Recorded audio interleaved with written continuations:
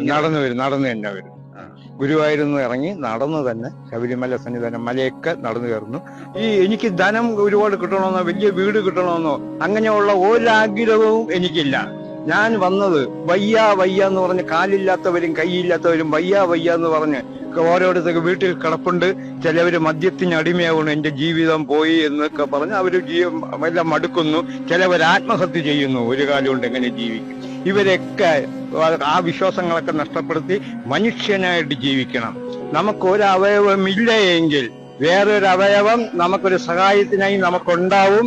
അത് നിങ്ങൾക്കെല്ലാം ബോധ്യപ്പെടണം. എന്റെ ദേഹത്ത് 96% ഡാമേജ് ഉണ്ട്. പക്ഷെ ഞാൻ വളരെ സ്പീഡപ്പാണ്.